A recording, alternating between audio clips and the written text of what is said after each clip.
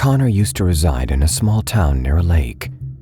Each year on the night before Halloween, Connor and his friends, Corey and Ryan, would each place a pumpkin in the lake. On Halloween, they would travel to the other side of the lake to see if their pumpkins had arrived. On a cold October night, Connor had gathered his friends at the lake. They each carefully set their pumpkins in the dark water. The boys knew that they should head home. There had recently been a kidnapping after all. Connor and Ryan started to walk back, but something had caught Corey's eye. He informed the others that he thought he saw something behind a tree that was only a handful of yards away. The tree lay in front of a thick forest, letting anything that used to lurk behind it hastily escape view.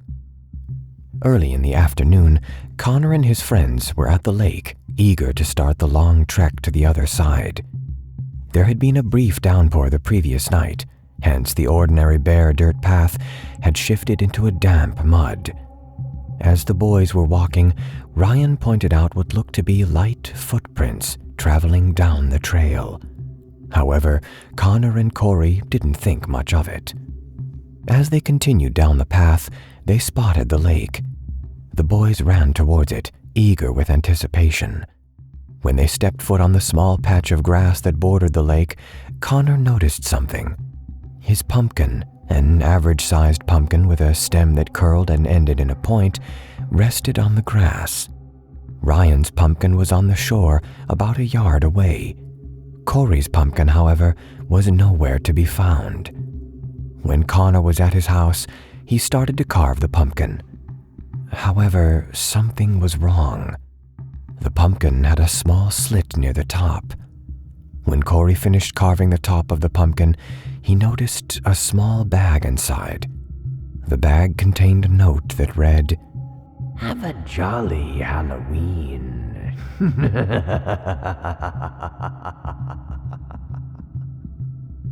Connor was visibly perplexed by the note. "Why did someone put this in my pumpkin?" Connor thought aloud. Connor decided aloud that it might have been in there before he even bought the pumpkin. The slit was hardly visible, so he could have overlooked it. That night, Connor and his friends were ecstatic to go trick-or-treating. They walked around the neighborhood for about an hour before coming to halt at a certain house. Corey stopped the others and pointed out what he thought was the pumpkin that he had released into the water on the previous night. Connor and Ryan both informed him that the pumpkin just looked similar and was not in fact his. 1 hour later, Connor and his friends were at the house comparing how much candy they had each received.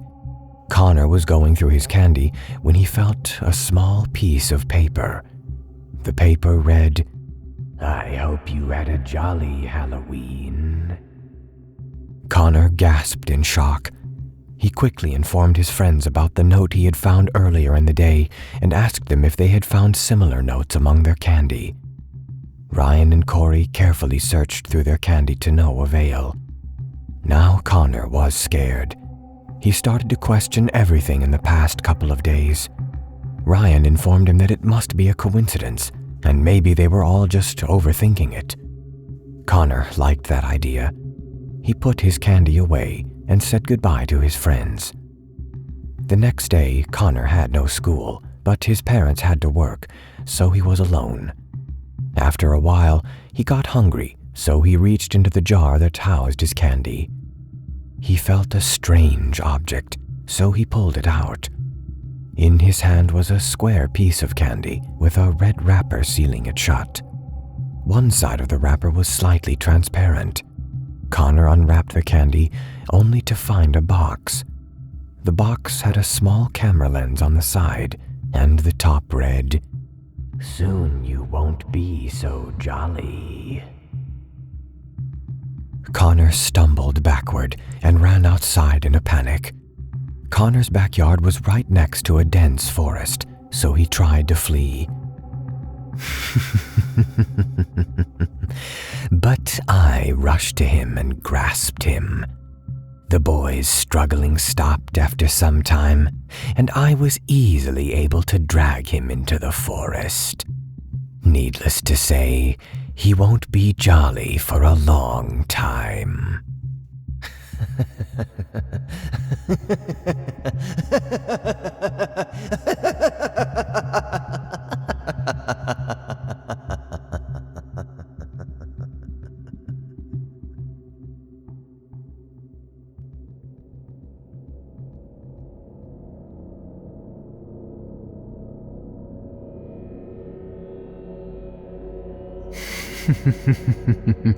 If you thought that story was messed up, wait till you hear the next. Peter, Peter, Pumpkin Eater.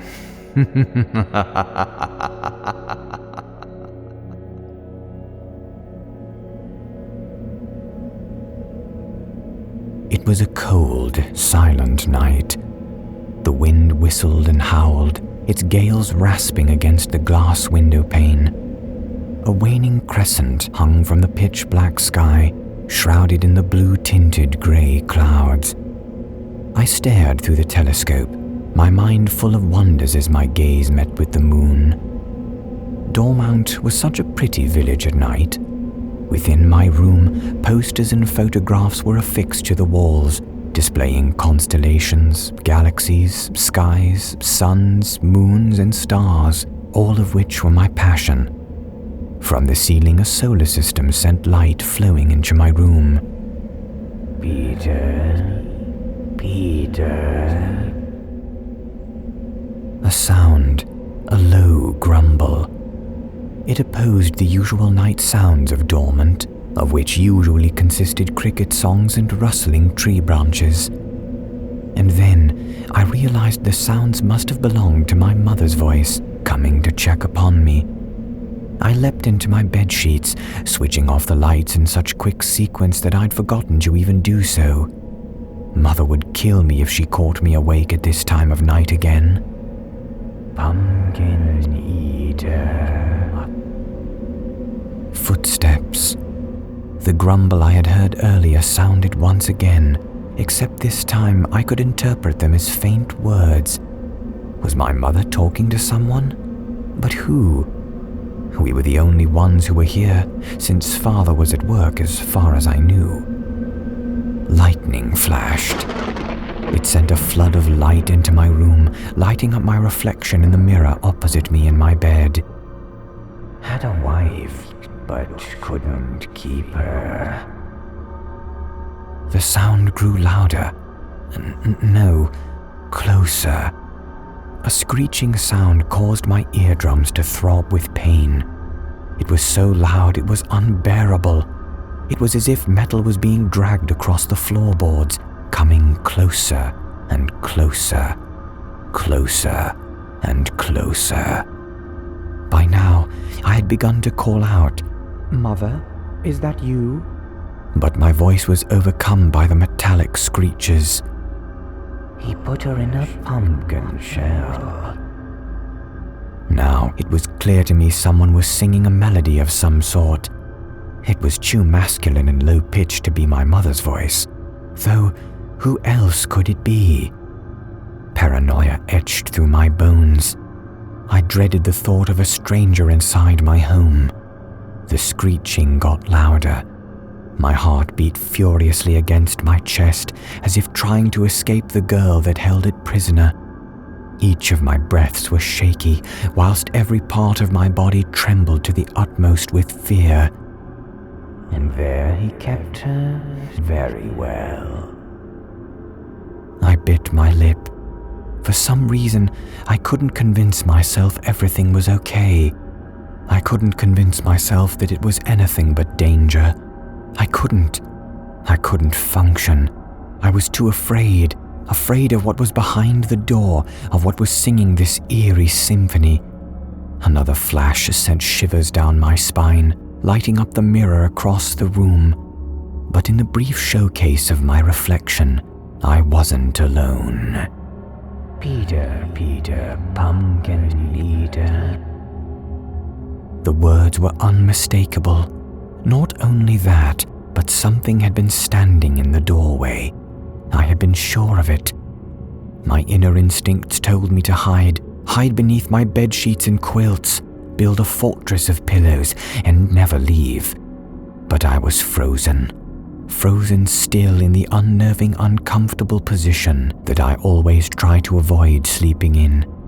The sound of multiple throbbing heartbeats echoed constantly in my mind, always there. The sound of the window shutting. He had another and didn't love her.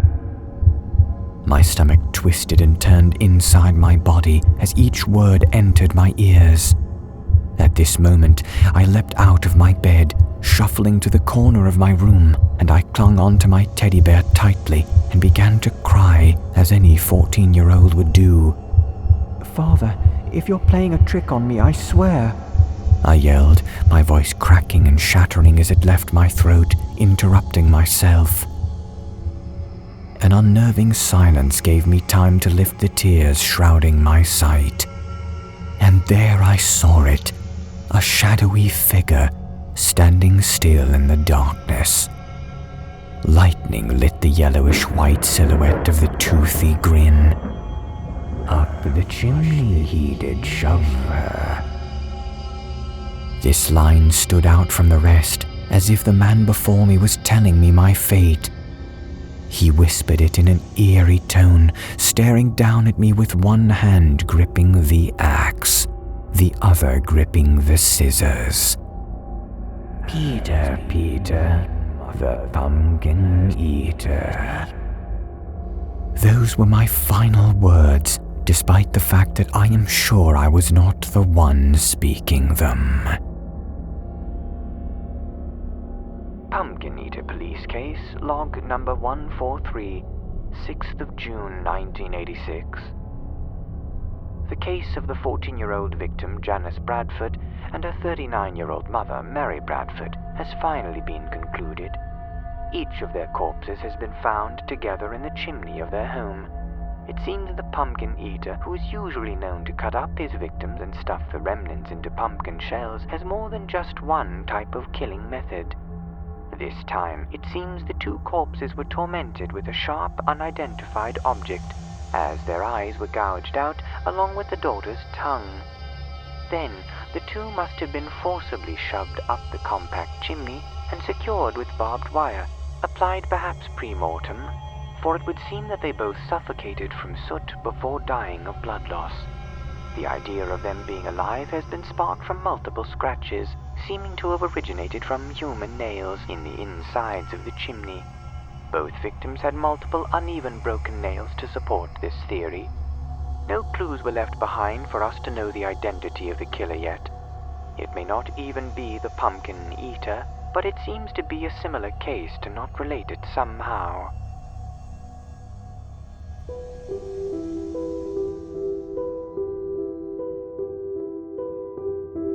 Carving pumpkins has always been a tradition on Halloween. They are carved with all sorts of designs or messages. Then a candle is placed in them and they are put in the front of houses. These are often seen on every doorstep on October 31st, with their yellow glowing faces or designs, along with the outdoor light on, welcoming trick-or-treaters. In my town, everyone gets their pumpkins from a local farm. It's not a privately owned farm.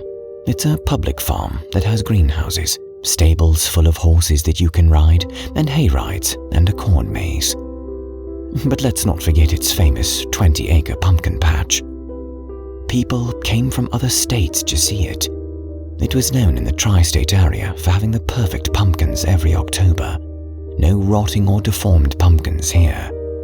Every year, the garden center made a ton of money, and soon they expanded it by 10 or more acres. There was some debate about expanding the land, as the place it would be expanded into was supposedly an Indian burial ground. However, in the end, the people who owned the farm won the case, and they expanded the pumpkin patch. So, starting the day after Halloween, they got to work. Heavy farming and tilling equipment was brought in, and they started removing the trees, tilling the land, and fertilizing it with cow manure. Next spring, they planted the seeds. Soon the pumpkins started to grow, and by July they were huge. The farmers soon noticed something strange, however. The pumpkins in the new field were quite small. Not only so, but the leaves were very pale green, almost yellow, as if they were diseased. Eventually, the plants in the new field died, while the plants in the old field continued to thrive. A few days after the last plant in the new field had withered, the pumpkins suddenly turned black. But they weren't rotting. They were still fresh and hard. They were a very smooth and pretty black, and so the farmers decided to sell these pumpkins for $20 each. Surprisingly, everyone in the area bought at least one. These midnight pumpkins, as they came to be known, were just like regular pumpkins, only pitch black, or so they thought. Of course, my family bought one of those, because it would have looked very poor if we were the only people on the block to not have one. I found a cool printable pumpkin template online, and I printed it and taped it up to the pumpkin. Then I plunged the knife into where I was going to start carving. But suddenly the knife stopped, completely bent. Frustrated, I pulled it out and tried another spot, but the same thing happened. I gave up and just placed it on the doorstep with the other carved pumpkins. It looked quite nice mixed in with the other pumpkins. I looked up and down the street and noticed that everyone had done the same thing. Their pumpkins were not carved either, and they just sat amongst other carved pumpkins. Figuring they had the same problem, I went inside. The next day was October 31st. I went outside exuberantly to get the paper, and when I did, I noticed that the black pumpkin had rolled off the doorstep and was lying in the middle of the road. A few other black pumpkins had done this too. I picked ours up and put it back on the doorstep when I noticed it seemed to vibrate for a second. I just passed it off as me being tired and paid no second thought to it. As soon as it became dark and the trick-or-treaters started filling the streets, the pumpkin rolled into the street again. Then something unexpected happened. The black pumpkin exploded, just blasted pumpkin fragments and juice everywhere. The explosion was not that strong, but it managed to blow a crater in the middle of the road. I didn't think this was too odd. Then suddenly, all the other black pumpkins rolled into the middle of the road and broke open. What was inside of each of them was truly horrifying. Each of them had a severed body part or organ inside, only they did not appear to be real. They appeared to be made of vines and stems and were a deep green color. The limbs and organs started reassembling themselves into a crude humanoid shape, with the vines rapidly growing and forming into a mass of vines until a complete body had been made. The entire thing was made of vines and flowers and was leaking green plant juice from where its head should have been. One more pumpkin rolled on top of the place where the head went, and some massive green eyes sprouted from it. It then got up, saw someone, and started chasing them. I screamed, and it suddenly noticed me and started chasing me until a police car suddenly slammed into me. I woke up in a hospital bed. The doctors and nurses were very frantic, and I could hear shouting and lots of screaming from other rooms. I was uninjured somehow and slipped out of bed to see a TV on with helicopter footage and the label "Breaking News" running at the ticker tape on the bottom. Apparently, more than one of these things had formed. There were about 20 now. The unpicked pumpkins in the patch were rolling around, some getting smashed and leaking their green juices out.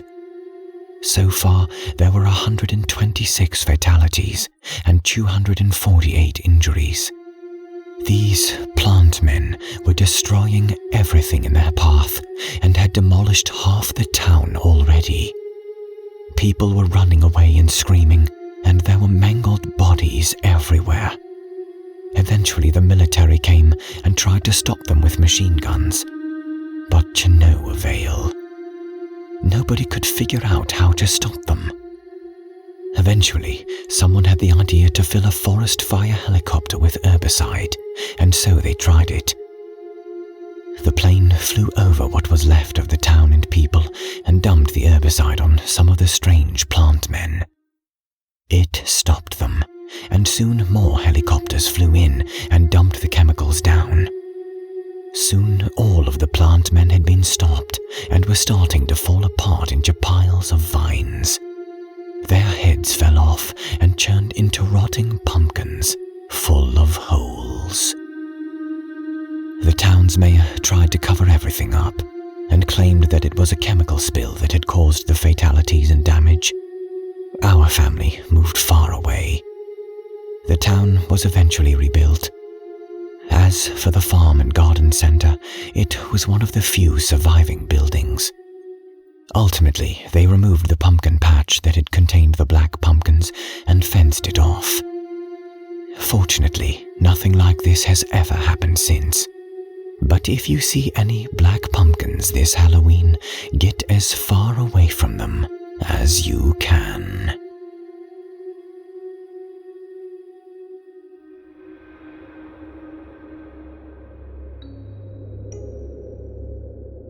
Jim Jameson's Pumpkins by Unsettling Stories.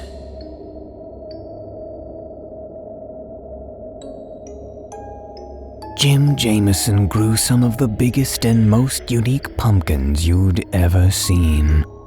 You've probably noticed them online without knowing they were his. Every Halloween, when the website competed with one another to feature the spookiest content, you'd be hard-pressed not to see one of Jim's mammoth pumpkins carved into some kind of jack-o'-lantern. He was a local celebrity around here before he died, which was a pretty sad day for the whole town. The circumstances surrounding his death were well understood, but still bizarre and unfortunate. He'd been working on trying to grow bigger and bigger pumpkins for the shows and for his customers, and had been experimenting on the best way to do it. The new method, which caused his death, was growing them in a greenhouse, suspended in the air by a series of cables. The pumpkins could grow and grow without having the ground to retard their process, the seasons to halt their progress. The method resulted in enormous, beautifully symmetrical pumpkins. Then one day, as Jim was working in the greenhouse, a pumpkin the size of a small car fell from the ceiling when its cables snapped. It broke every bone he had above his hips. The rescue workers who extracted him from the mess of blood and pumpkin guts famously said they'd never be able to carve a pumpkin again. Jim had no next of kin, so the property was sold off, along with everything on it. I was looking for a place in the area, and after a quick visit, I determined it was the best place for me. I moved in about a year ago. Moving into the home of someone who died and seeing all their stuff sitting there more or less undisturbed, aside from the refrigerator being cleaned out and a few other maintenance-related things being done, was a strange experience. At first, it felt a little invasive going through Jim's belongings. There didn't appear to be anything valuable. I figured whatever might be there probably got taken by whoever cleaned the fridge. What I did find, though, were reams of paper and shelves of notebooks. Jim was a meticulous note-taker. That much was obvious. Every possible pumpkin permutation was cataloged, diagrammed, and explained in full. I learned about his cable system, his fertilizer combinations, and even his experimental work. The experiments most of all fascinated me. Jim had seen pictures of fruits and vegetables that had been coaxed to grow into particular shapes. Shapes of watermelons, square watermelons, star carrots, that kind of thing. But Jim's ambitions were greater than simple shapes. He wanted something unique and memorable, something that would put him on the map for more than just big pumpkins. One of the notebooks was filled with diagrams of a scarecrow-shaped mold in which a pumpkin could be grown. He detailed the various materials he'd need to use, the method keeping the pumpkin properly watered, and even the various fertilizers he'd use at different stages of its growth. Apparently, he'd been working on this experiment since the late 1980s, but with little success. Molds were created and destroyed over the course of the years, with new materials being introduced or rejected depending on their efficiency, some with irrigation methods. But fertilizer seemed the biggest problem for Jim. The plant wasn't getting the right amount of nourishment as it grew to fill the mold, leading to parts of it dying off and rotting. For decades he tried. For decades he failed. Whenever I had spare time, I read Jim's books. I was fascinated by his experiments and the trials and errors he went through. I'd find myself wondering if his books could be published someday. I couldn't imagine anyone being bored by the work he'd written about. Early last October, when the farm was turning brown and the leaves were turning red, I cracked open a book of Jim's from the year he died. I decided to skip a few because I was so anxious to learn if he'd had any success with his pumpkin experiment. At this point in his notes, he was writing about hybrid pumpkins, pumpkin acorn squash hybrids, pumpkin zucchini hybrids, all with the goal of solving the rot problem that had plagued his work. I flipped through the pages of the notebook, skimming the notes, until one word stood out from all the others as if it had been written in red: radiation. I turned back a few pages and was blown away by what I saw. Jim had, over time, purchased and disassembled hundreds of smoke detectors. He was looking to collect the tiny amounts of Americium-241 they had inside. With wide-open eyes, I pored over the pages as Jim talked about incorporating the Americium-241 into his fertilizer to induce mutations in the pumpkins. With each new entry, I saw that Jim began to have success.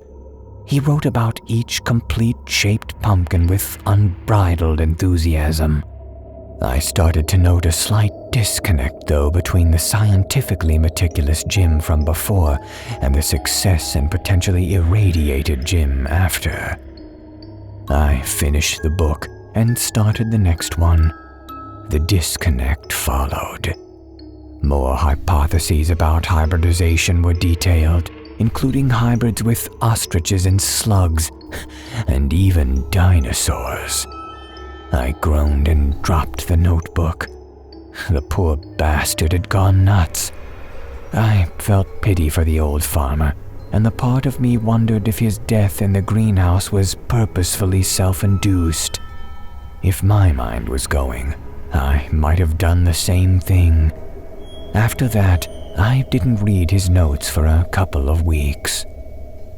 On Halloween, feeling bored and waiting for it to get so dark I could give the trick-or-treaters the full-sized candy bars I'd bought to be the best neighbor ever, I picked up another one of Jim's notebooks. It was the last one he'd ever made his entries in. The handwriting was terrible, and the sentences fragmented. Still, I could get a decent idea about what he was talking about. More nonsense about hybrids. More trials with the Americium-241 fertilizer. There were drawings, too. Not just diagrams, but artistically rendered representations of his pumpkins and the imaginary hybrids. Some were actually pretty cool, like one of a scarecrow pumpkin riding an ostrich pumpkin. Silly, yes, but well drawn compared to his scrawled handwriting. The drawings tapered off as I got to the end of the notebook. On the last page before a series of blanks, there was a diagram. I held it up and turned it around, trying to make out what it could be. Then it clicked. It was a map of the property. I saw the barn and the house and the greenhouse, but there was something there I didn't recognize. Something in the middle of the field by the 3 scarecrows that had been there for what looked like decades. Still bored and now curious, I brought the map with me to the field. Sure enough, at the center of the triangle formed by the scarecrows was a slight mound of dirt, easy to miss if you weren't looking for it. I kicked the dust around for a minute and saw a rope connected to a wooden hatch. I pulled it open, revealing a passage and a ladder anchored into stone walls. I realized it had been a well at one point. I jogged back to the house and grabbed a flashlight. It was getting dark, and I knew it'd be pitch black down there. I took care in climbing down the steps and reached the bottom after about 10 feet, shallower than I thought. There was a narrow, low hallway with a dirt ceiling covered in veiny stalactites of the roots of the plants above. I stooped down and walked around, brushing the roots out of my face and trying to put out of my mind the thoughts of spiders as their webs stuck to my face. My flashlight beam illuminated another wooden door with a rope handle. I reached out, grabbed the handle and pulled. It was stuck. I aimed the flashlight around the door and noticed a metal rod sticking out of the wall, blocking the door from opening. I yanked the rod out of the wall and tried the door again. This time it opened easily. The flashlight showed a small room about 5 feet by 5 feet. At first, I thought it was empty. When I stepped inside, however, there was something against the wall next to the doorway.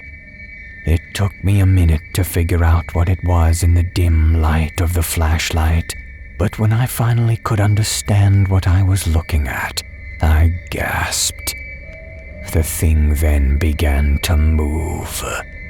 I stifled a scream as the creature the size of a man stood and stared at me, its veiny white-orange skin covered in dust.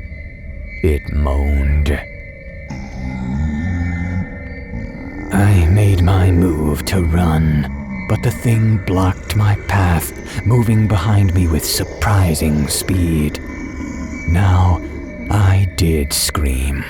I tried to strike it with my flashlight, but I was dealt a heavy blow that sent me reeling.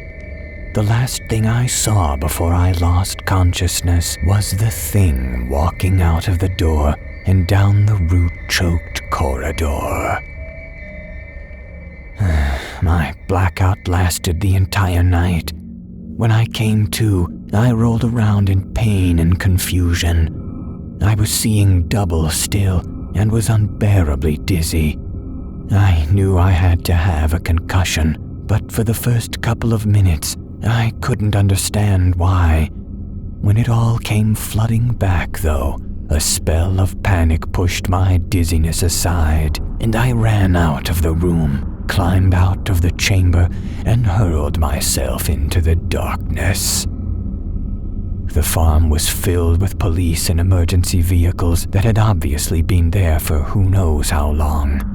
One of the officers saw me staggering towards them, pointed their flashlight at me, blinding me, and called out to his partner. Both approached me just in time for me to collapse into their arms.